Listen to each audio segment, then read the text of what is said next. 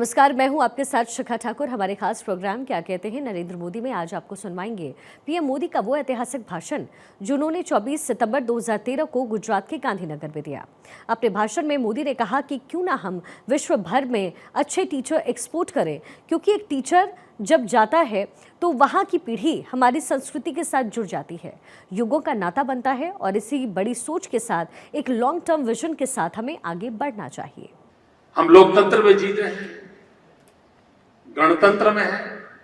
हमारे गणतंत्र की सफलता की गारंटी भी गुणतंत्र से जुड़ी हुई है और गुणतंत्र पनपता है स्कूल में, शिक्षक और विद्यार्थियों के बीच में।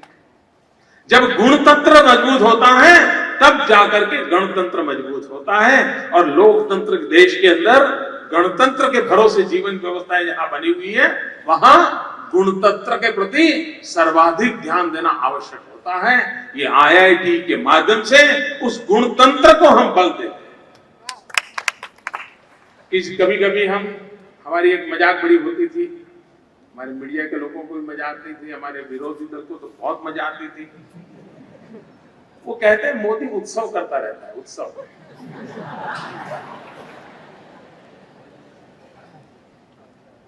और हमने जो हमारा जो टूरिज्म का सिंबल बनाया है उसमें लिखा है गुजरात वर लाइफ इज सेलिब्रेशन। गुजरात अपने आप में उत्सव है, लेकिन उत्सव उमंग भी किस रूप में हो, क्यों हो, कैसे हो, जिन लोगों को इसकी समझ नहीं है उनके लिए उत्सव एक शब्द है जिसको लेकर के राजनीतिक छींटाकशी चलती रहती है। अब जैसे हमने एक प्रयोग कार्यक्रम किया जिसको उत्सव नाम दिया, शाला प्रवेश उत्सव। ये कौन सा उत्सव है? जो हमारी आलोचना करते हैं उनको भी समझ नहीं आएगा कि ये उत्सव की क्या नई परिभाषा है, लेकिन हम मानते हैं कि बच्चा स्कूल जाए वो पूरे समाज और राष्ट्र का एक उत्सव का अवसर होना चाहिए। और मैं तो कभी कभी कहता हूं कि मुझे मुख्यमंत्री के नाते शपथ लेने के कार्यक्रम का जितना आनंद होता है उससे ज्यादा शाला प्रवेशोत्सव के समय एक गरीब बच्चे को स्कूल ले जाने के प्रसंग से होता है। समाज का इससे बड़ा उत्सव क्या हो कि जब नई पीढ़ी शिक्षा के द्वार पर जाकर के खड़ी रहने वाली है और अपनी जीवन यात्रा को प्रारंभ कर रही है, इससे बड़ा उत्सव क्या हो सकता है? हमने एक और काम शुरू किया, गुणोत्सव। अब ये कोई उत्सव होता है क्या? लेकिन हमने उसको उसमें जोड़ा क्योंकि हम जानते हैं हमारी प्रकृति में उमंग और उत्साह के साथ जिसका जो को करते हैं उसका एक परिणाम मिलता है। स्कूल बन गए, टीचर आ गए, कंप्यूटर आ गया, इंटरनेट कनेक्टिविटी आ गई, ज्योतिग्राम आ गया, सब हो गया। लेकिन अगर शिक्षा का माहौल चाहिए उस प्रकार से विकसित नहीं हो रहा है तो ये व्यवस्था किस काम की? और इसलिए पिछले कुछ वर्षों से गुजरात में गुणोत्सव को एक बहुत बड़ा कार्यक्रम के रूप में लिया गया है और गांव की गरीब का बच्चा जहां आता है वहां की शिक्षा की स्थिति क्या है, उस विद्यार्थियों की अवस्था क्या है, उनकी इतर प्रवृत्ति क्या है। वो लाइब्रेरी में जाता है, वो कंप्यूटर सीखता है, वो खेल के मैदान में जाता है, छोटी छोटी चीजों के ऊपर ध्यान दिया। और मित्रों, मैं गर्व से कह सकता हूं हमारे देश में बिजनेस स्कूल ए ग्रेड के कितने हैं उसकी चर्चा होती है, आईआईटी ए ग्रेड के कितने हैं उसकी चर्चा होती है, मेडिकल कॉलेज ए ग्रेड के कितने उसकी चर्चा होती है। लेकिन हमारे देश में सरकारी प्राथमिक शाला में ए ग्रेड की कितनी शाला है उसकी ओर खोजने के लिए किसी को फुर्सत नहीं है। गुजरात पहला राज्य है जिसने गवर्नमेंट प्राइमरी स्कूल का gradation A grade, B grade, C grade, D grade, और जब किया तो फिर सबने तय किया कुछ भी करेंगे अगली बार हम डी में से सी में आएंगे। किसी ने कहा बी में है, कुछ भी करेंगे ए में आएंगे। यहां है हम कम पढ़ते हैं, एक एक एक प्रयास प्रारंभ। इन सारे कामों को अगर करना है तो केंद्र बिंदु में शिक्षक होता है, और इसलिए उत्तम शिक्षकों का निर्माण। अब आज हम ये कहें कि भाई शिक्षक बनना है तो उसमें ये गुण होने ही चाहिए, लाएगा कहां से? समाज का वो माहौल नहीं है कि वहां से उसे वो मिले। 40-50 साल पहले ट्रेनिंग की जरूरत नहीं होगी, क्योंकि समाज की रचना ही ऐसी थी कि उसको मिल जाता था। आज आप उसको देना पड़ेगा, ट्रेन करना पड़ेगा, समझाना पड़ेगा। दूसरा, हमें ट्रेन करने की आवश्यकता इसलिए भी है कि हम बीते हुए कल के भरोसे नहीं जी सकते। हमें आने वाले युग की ओर सोचना होगा, आने वाले काल के लिए सोचना होगा। बदलते हुए विश्व में हम कहां खड़े हैं? हमारे गुजरात का, इस देश का नागरिक, हिंदुस्तान का नागरिक 21वीं सदी में कहां खड़ा होगा? इन सपनों के आधार पर उसका निर्माण हो। उसलिए शिक्षकों का निर्माण भी वैसे ही होना चाहिए। और इसलिए इस पूरी व्यवस्था में एक आमूलचूल परिवर्तन आवश्यक लगा, और उसकी प्रयोग भूमि के रूप में ये Indian institute of teachers education IITE इस यूनिवर्सिटी का निर्माण हुआ। अभी तो उसकी बाल्यावस्था है, उसकी उम्र अभी 2 साल हुई है, और हिंदुस्तान में हर एक के ध्यान में आया है कि हाँ, ये करने जैसा काम है। मित्रों, भारत युवा देश है। 65% जनसंख्या 35 से कम उम्र की है। आज विश्व के हर देश को टीचर्स की बहुत बड़ी रिक्वायरमेंट है। अच्छे टीचर के लिए दुनिया के अंदर बहुत कठिनाई है।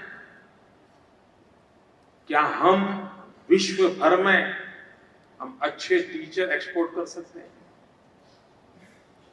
यहां कई लोग बैठे होंगे जिनका अमेरिका जाने का सपना रह गया होगा। कई लोग बैठे होंगे जिनको लंदन में जाने का मन करता होगा, ऑस्ट्रेलिया जाने का मन करता होगा। मित्रों, आपका रास्ते पर कोई दरवाजा बंद नहीं हुआ है। अगर आप उत्तम टीचर बने, पूरे विश्व को उत्तम टीचरों की आज मांग है, जरूरत है। अगर भारत के पास इतने युवा शक्ति है, और उसमें से अगर 10, 15, 20 लाख टीचर दुनिया में हम पहुंचा सके, तो विश्व के अंदर हम एक नई शक्ति के रूप में अपने संबंधों को जोड़ सकते हैं। इस लंबी सोच के साथ क्यों न करें? और मित्रों, एक व्यापारी जाता है और एक टीचर जाता है, दोनों में बहुत बड़ा फर्क होता है। एक व्यापारी जाता है तो उसके डॉलर और पाउंड का हिसाब चलता रहता है, लेकिन एक टीचर जब जाता है तो वहां की पूरी पीढ़ी हमारी संस्कृति के साथ जुड़ जाती है, यानी युगों का नाता बनता है। पूरा विश्व का फलक हमारे सामने इंतजार करता है। लेकिन इस बड़ी सोच के साथ, एक लॉन्ग टर्म विजन के साथ, उत्तम शिक्षक निर्माण करने को प्रायोरिटी देते हुए हम आगे बढ़ सकते हैं। मित्रों, धीरे धीरे एक जमाना था कि विद्यार्थी ट्यूशन के लिए जाते थे, लेकिन अगर ट्यूशन भी जाते थे तो एक कोशिश करते थे कि अगल बगल में किसी को पता न चले वो ट्यूशन जाता है। किताबें भी छुपा करके ले जाता था टीचर के घर, क्योंकि किसी को पता, क्योंकि ऐसा माना जाता था, अरे तू तो ट्यूशन जाता है, यार अच्छा नहीं माना जाता। आज से 30-40 साल पहले किसी विद्यार्थी का ट्यूशन पर जाना ये बुरा माना जाता था। उस विद्यार्थी की कमी है ऐसा महसूस किया जाता था। उसके माँ बाप भी पड़ोस वालों को नहीं बताते थे, उसके खासम था दोस्तों को पता नहीं होता था वो किसी टीचर के यहाँ जा रहा है पढ़ने के लिए। ट्यूशन को बुरा माना जाता। आज माँ बाप सीना तान करके कहते हैं कि मेरे घर 3 टीचर आते हैं।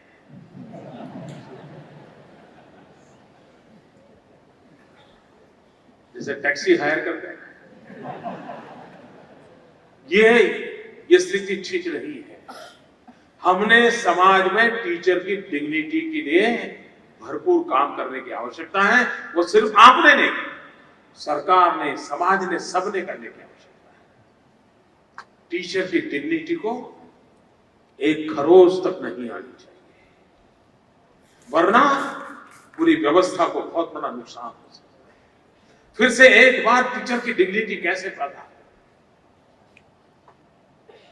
हम परंपरा से मान सम्मान देते आए हैं, कोई नया हमको करने की जरूरत नहीं है। वो कोई फॉरेन एलिमेंट नहीं है जो लाकर के घुसेड़ना है। व्यवस्था पुनर्जीवित करने की आवश्यकता है, प्राणवान बनाने की आवश्यकता है। अगर ये हम करते हैं तो टीचर की डिग्निटी एक सामाजिक दायित्व है।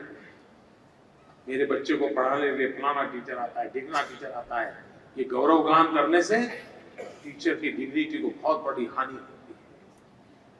और इसलिए शिक्षक मन, जैसा भाई श्री कहते थे उस प्रकार से, ये 24/7 वाला विषय है।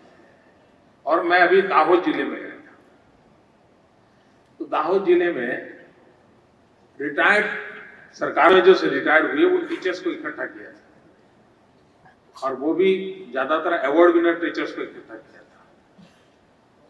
किसी की उम्र 80 साल हो गई थी, किसी की 70 साल हो गई थी, किसी की 75 साल हो गई थी। और मैंने जब उनको पूछा, ट्रैवल बेल के लोग थे, वे आज भी अपने गांव के बच्चों को पढ़ाते थे।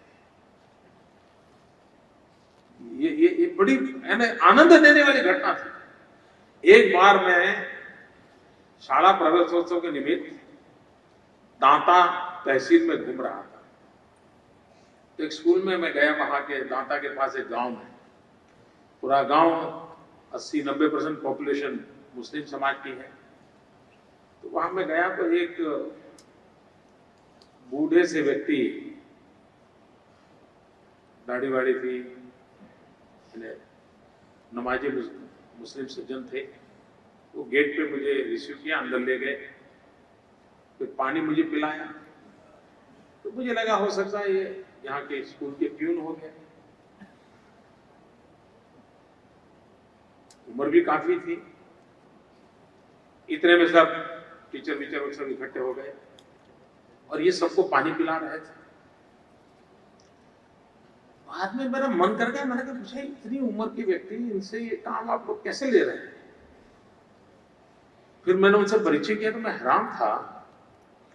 वे रिटायर्ड प्रिंसिपल थे, पर बिना स्कूल को वो जी नहीं सकते थे, बिना विद्यार्थियों को जी नहीं सकते थे। इसलिए वो सुबह होते ही स्कूल में आ जाते थे। पानी पिलाना है तो पानी पिलाते थे, पौधों को पानी पिलाना है पौधों को पिलाते थे, बच्चों को संभालना है तो भाई वो ऐसे पागल की तरह बच्चों की सेवा कर रहे थे। मित्रों, शिक्षक मन क्या होता है मैंने उस सज्जन में देखा था।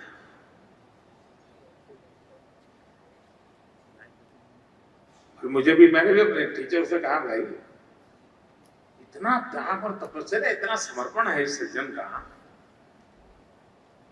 उनको और कोई बोले नहीं साहब, वो पढ़ाते भी हैं, पीरियड भी लेते हैं, कई नए टीचर हैं उनको भी सिखाते हैं।